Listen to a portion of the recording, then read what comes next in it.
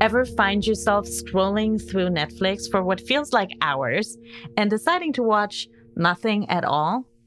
When confronted with a lot of choices, Mary Steffel says this indecision is very common. And what could be the key to getting out of this decision-making paralysis? Delegating these decisions to others. Despite knowing a thing or two about decision-making, I sometimes find myself immobilized by indecision as well. I've grappled with small decisions like what to order for dinner. I've also struggled with bigger decisions like where to go to college, what to study, or what to do with my life. I still remember the first time I walked into a Teavana looking to buy some tea. Teavana was paradise for a tea lover. There were these rows upon rows of beautiful canisters, but Teavana was hell for someone who was struggling to make a decision. I was so overwhelmed that I left without buying anything. You see, our instinct when confronted with difficult choices is often not to choose anything at all. It can be really costly when it leads us to put off or avoid more important decisions for which choosing something is better than nothing. Most all of us at some time or another have paid a price for our indecision, whether that be time, money, opportunities, or even our happiness. But is walking away empty-handed really our only alternative to making a difficult decision? The next time I went back to Teavana, this time instead of getting overwhelmed by all of the options, I delegated my choice to a salesperson.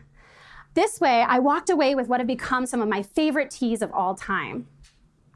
In fact, this strategy worked so well for me that I use it all the time now. This made me wonder, can giving people the option to delegate enable them to overcome decision paralysis in their own lives? My collaborator Eleanor Williams and I explored this question in an experiment that was inspired by my experience at Teavana. In this study, we asked participants to imagine that they were shopping for tea. We gave them either a small or a large set of teas to choose from. Half of our participants were on their own to make this decision. They could either choose a tea to purchase or pass for the time being. The other half of our participants were told that a salesperson approached them and offered to help them make that decision. These participants had the option of choosing a tea, walking away empty-handed, or delegating that decision to the salesperson and letting him help them make a decision. What we found was that people were overwhelmed by choosing from a large array of options. People were less likely to choose anything when they had many options to choose from than just a few. But when people had a salesperson present to whom they could delegate that decision, we found that people were more likely to choose a tea when there were many options than when there were only few options. In fact, people were more likely to make a purchase when they had a salesperson to help them navigate that long list of options than when they had that same choice and were on their own. My collaborator and I followed up on this experiment, and what we found was that people often cope with difficult decisions by delegating them to other people. People delegate decisions when there's a lot of options to sort through, when those options are really similar to one another, or when the choice involves difficult trade-offs. People delegate trivial decisions like what tea to buy, as well as more important decisions like whether to undergo surgery. We find that people delegate not because they're just trying to put choices in better hands. Don't get me wrong, people do like to delegate to experts.